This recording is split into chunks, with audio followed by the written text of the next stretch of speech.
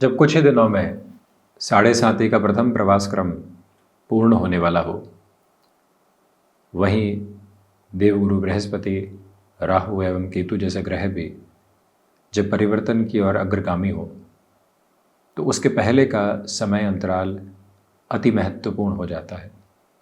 ये ग्रही व्यवस्थाओं के परिवर्तन के संधि काल का समय है। 29 मार्च शनिदेव, 14 मई देवगुरु बृहस्पति, 18 मई राहु एवं केतु परिवर्तन की ओर अग्रगामी रहने वाले होंगे। तो वहीं 4 फरवरी 2025 वो तारीख रही जहां देवगुरु बृहस्पति मार्गी हो गए हैं। जो पिछले 2.5 वर्षों के साथ में आपने कार्यों में कई बार बाधाएं देखी, जिस फ्लो के साथ में आप चलते रहे थे उसको पूरी तरीके से अटकते हुए देखा। किसी जॉब के लिए इंटरव्यू दिया था और लगा कि अब तो बस ऑफ़र लेटर ही हाथ में आने वाला है, वहीं से जवाब मिला कि अभी कुछ समय तक इंतज़ार करना रहेगा, भर्तियां बंद कर दी गई है और यदि आप आना चाहते हैं तो इस लेवल के कॉम्प्रोमाइज़ की ओर आना पड़ेगा, जो कि आपको कहीं पर भी एक तरह से स्वीकारोक्ति में नहीं था। ये सारी ही स्थितियाँ आपने बारंबार देखी। तो वहीं जो धैर्य आपके भीतर पनपा, वो इस समय की आपकी सबसे बड़ी ताकत रही और सबसे महत्वपूर्ण एवं व्यवस्थित आयाम रहा, जिसके साथ आप आगे से आगे निरंतर तौर पर बढ़ने का यत्न एवं प्रयत्न करते चले गए। इसी सिरे के साथ में हम यदि बात करते हैं तो आप ये भी पाएंगे कि जब देवगुरु बृहस्पति वृषभ से मिथुन की यात्रा को तय कर रहे हैं तो ये चतुर्थ भाव की यात्रा होगी। उसके साथ ही साथ में देवगुरु की जो अभी की यात्रा है वो सप्तम के साथ भाग्य और लाभ के साथ जुड़ी हुई है। यहाँ दृष्टि संबंध के साथ महत्वपूर्ण बात यह है कि शनिदेव और देवगुरु बृहस्पति ने भले ही 4-10 का संबंध बना रखा हो, परंतु दोनों ही ग्रह व्यवस्थाएं आध्यात्म और भाग्य के भाव को देख रही है।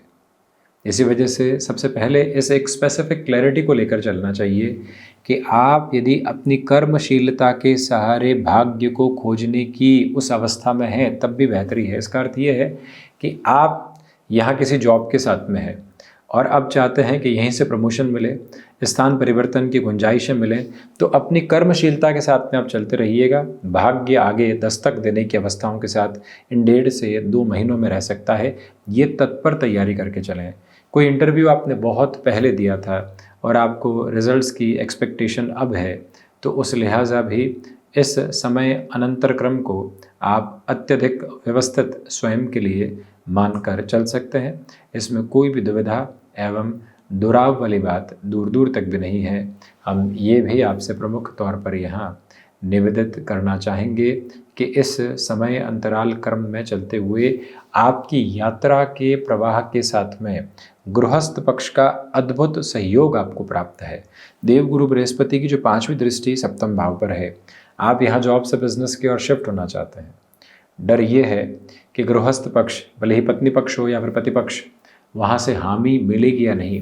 ये जो 12 फरवरी से लेकर 29 मार्च 2025 तक का समय रहा है, यदि आप यहाँ पर प्रयासशीलता के साथ में रहते हैं और उन्हें कहीं पर भी अपने साथ में जोड़ने का प्रयत्न करते हैं, तो उसमें अत्यधिक बेहतरी के सिरे आपके साथ साथ रहने वाले हो सकते हैं। इस तीव्रगामी ताकत के प्रवाह को अपने साथ आप निरंतर बनाकर रखने का प्रयत्न कीजिएगा। हम ये भी स्पष्ट करना चाहेंगे कि शनिदेव जो भी द्वादश भाव में है, देखिए विदेश संबंधी कामकाज में 29 मार्च 2025 तक स्थितियों को संभालें। उसके बाद में लाभेश और द्वादशेश शनिदेव प्रथम भाव में आ जाएंगे, जहाँ शनिदेव और राहु का तथाकथित श्रापित दोष बना रहेगा। वहाँ से आपको विदेश संबंधी गतिविधियों में थोड़ी सी सहूलियत, आसानी प्राप्त हो सकती है। कोई वीज़ा को रिलेट करता हुआ इशू है या एक्सपेक्टेड नोट पर आप कोई पोजीशनिंग चाह रहे थे या हामी मिलने की प्रतीक्षा थी जो अभी तक मिल नहीं पाई थी, वहाँ पर भी आपके लिए काफ़ी हद तक व्यवस्थित सिरे सामने नज़र आने वाले होते हैं। हम और अधिक महत्वपूर्ण प्रक्रिया के साथ में यदि यहाँ पर चर्चा करें तो आप ये भी ध्यान रखिएगा कि देवगुरु बृहस्पति 14 मई से जब मिथुन प्रवेश कर जाएंगे तो एक तरह से प्रथम भाव के और दशम भाव के अधिपति यहाँ चतुर्थ भाव में होंगे। अब इनकी जो दृष्टि है वो सीधी द्वादश भाव के साथ में जुड़ी होगी, कर्म भाव के साथ जुड़ी होगी और यहाँ एक तरह से अष्टम भाव के साथ जुड़ी होगी। तो कर्म और विदेश संबंधी गतिविधियों को देखने के जो भाव हैं वो यहाँ पूरे पूरे सपोर्टिव बेसिस पर आपके साथ में एक्यूमुलेशन में कंसोलिडेशन को एस्टेब्लिश करते हैं। अटमोस्ट पॉजिटिविटी के लेवल आपके साथ में यहाँ बनते चले जाते हैं।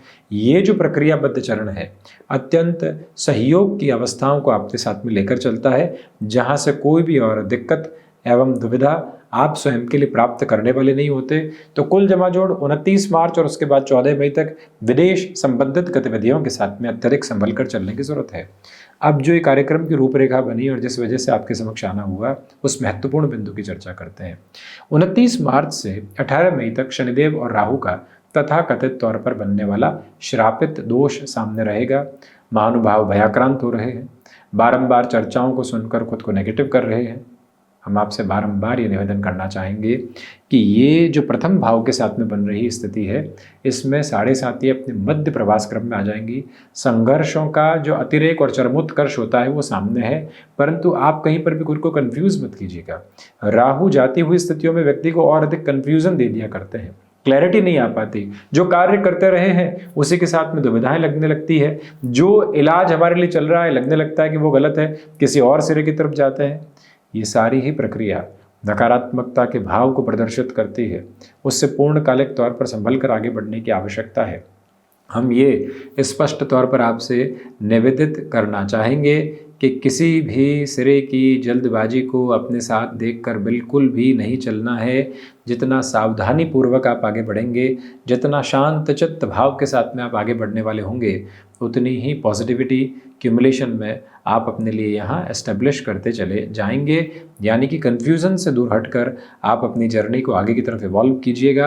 अब राहु एवं केतु परिवर्तित होंगे 18 मई के साथ में, तो राहु आ जाएंगे द्वादश में और केतु की स्थितियाँ आ जाएंगी सिंह में। तो ऐसी स्थितियों में केतु व्यक्ति विशेष के स्वास्थ्य में नाड़ी तंत्र से संबंधित समस्याओं को कई बार घेर कर रखने का कार्य करते हैं। ये एक तरह से एक्सचेंज हो रहा है। आप देखिए कि शनिदेव मीन में आ जाएंगे और राहु मीन से निकलकर कुंभ की तरफ आ जाएंगे। तो ऐसी स्थितियों में कई बार व्यक्ति बेसलेस फियर की तरफ आने लगता है, अपने ही अनुभवों को दत्ता बताने लगता है, वहां से खुद को और नेगेटिव करने लगता है। ऐसी पोजीशन से आप बचिएगा। अभी कोई इंटरव्यू दिया है और लगता है कि ये पोजीशन मिल तो जाएगी परंतु हमारे काम की नहीं है। कई बार व्यक्ति विशेष ऐसे ही कन्फ्यूज़न के साथ में अपनी जर्नी को और आगे बढ़ाता चला जाता है। इस एक प्रक्रिया से पूर्णकालिक तौर पर स्वयं को संभाल कर आप आगे बढ़ने का प्रयत्न कीजिएगा। ये बारंबार निवेदन हम आपसे करना चाहेंगे। इस बात को भी अपनी स्मृतियों में स्पष्ट तौर पर रख कर चलने का प्रयत्न करें कि जो यहाँ पर देवगुरु बृहस्पति वृषभ में है, शनिदेव द्वादश में है लाभेश होकर, और राहु प्रथम भावस्थ क्रम में है। 3-11 4-10 का संबंध और 2-12 का संबंध जो बन रहा है, ये महत्वपूर्ण स्तर पर ही बताता है कि आपके लिए व्यापारिक स्तर के साथ में चलती हुई गतिविधियों में जो भी शुरुआत हुई थी अब वो स्थायित्व की तरफ चल रही है।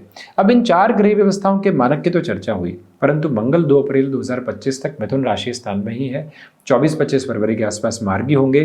तो ऐसी अवस्थाओं में मंगल का प्रभाव पूरी तरीके से उत्तरोत्तर बल केंद्र, लाभ भाव और व्यापार भाव पर बना हुआ है। भूमि संबंधित निर्णय के साथ में स्वयं को जोड़ते समय ये सावधानी बारंबार रखिएगा कि हम प्रिसाइज कैलकुलेटिव बेस के साथ में चलें। जल्दबाजी के स्तर को कहीं पर भी अपने लिए निमंत्रित करने वाले नहीं रहें। जितना हम व्यवस्थित आभा को अपने लिए लॉन्गर टर्म के प्रोस्पेक्ट में देखेंगे, उतनी ही पॉजिटिविटी अपने साथ में लेकर आते चले जाएंगे। भूमि संबंधित कार्यों में थोड़ा सा रुक कर चलना, तो वहीं IT फील्ड को रिलेट करती हुई कोई भी पोजीशन के साथ में आप फ्रीलांसिंग जैसी अप्रोच की तरफ जाना चाहते हैं, कोई नई और शुरुआत करना चाहते हैं, उस लिहाजा इस समय को अपने लिए अत्यंत व्यवस्थित मानकर चलने का प्रयत्न करना आपके लिए बेहद आवश्यक गतिविधि रहेगी। वहीं मीन राशि के महानुभावों से निवेदन है कि द्वितीय भाव और साथ ही साथ भाग्य भाव के अधिपति का चतुर्थ भावस्थ क्रम में होना ये बताता है कि यहाँ जो पैतृक संपत्ति संबंधी स्थितियाँ थी वहाँ पर भी अब एक सपोर्टिव बेस आपको मिल रहा है। आप घर परिवार से किसी मदद की अपेक्षा रख रहे थे तो वहाँ पर भी 24-25 फरवरी तक का समय आपके लिए अत्यंत सहयोगी है। तो भ्रम से हटकर चलने का प्रयत्न करें, स्वयं के भीतर के स्थायित्व को बढ़ाकर चलने का प्रयत्न करें। साथ ही साथ खर्चों पर नियंत्रण रखिएगा। ऋण संबंधी गतिविधियों को यदि टाला जा सकता है तो उसको टालने का यथेष्ट प्रयत्न करना आवश्यक है, क्योंकि शनिदेव के साथ सूर्यदेव की भी स्थितियाँ द्वादश भावस्थ क्रम में चल रही है। अनिद्रा से संबंधित समस्याओं से भी सावधानी रखकर चलना अत्यंत आवश्यक है। तो ये था मुख्य रूपेण मीन राशि के महानुभावों के लिए प्रमुख ग्रह व्यवस्थाओं के परिवर्तन का एक चर्चा ब्यौरा। हम इसी तरह से उपस्थित होने का प्रयत्न करते रहेंगे। धन्यवाद एवं कोटिशः आभार।